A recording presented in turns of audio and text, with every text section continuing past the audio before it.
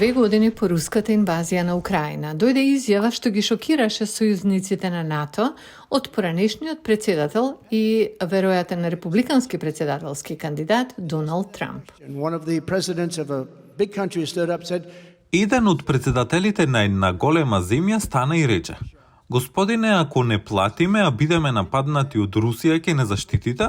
Реков: "Не платите? Дали сте деликвент?" Тој рече: да речеме дека такво нешто се случи." Не би те заштитил. Всушност би ги охрабрил да прават што сакаат. Can you imagine a former president of the United States saying that? Можете ли да замислите поранешен председател на САД да го каже тоа?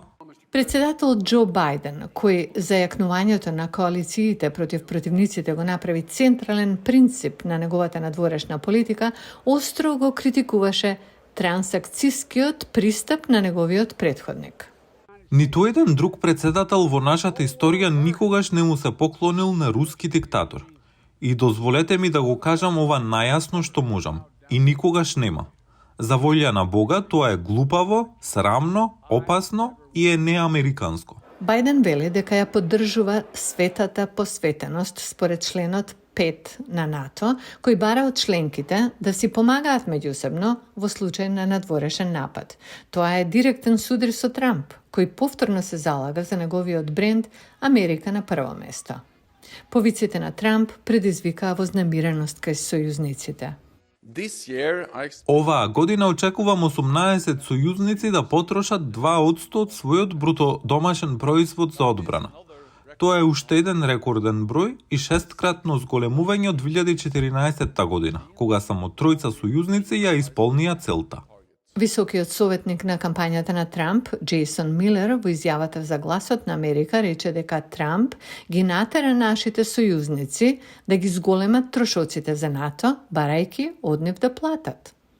Друг сојузник на Трамп, пензионираниот армиски генерал полковник Кит Келог, предложи степена алијанса во која членовите што не успеа да ја исполнат целта од 2% за одбрана, нема да бидат опфатени со заштитата од членот 5.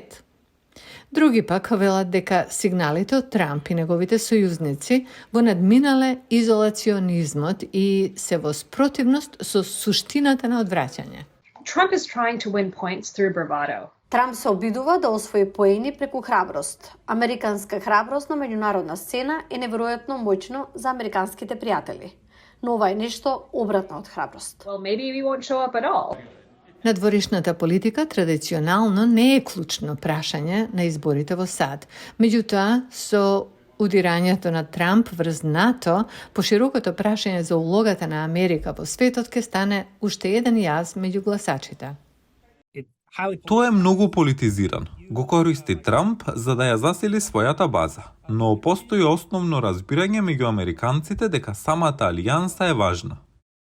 Само 50% од републиканците веруваат дека САД имаат корист од трансатлантските сојузи, во споредба со 80% од демократите и 63% од независните, според анкета на Советот за глобални прашања во Чикаго од октомври.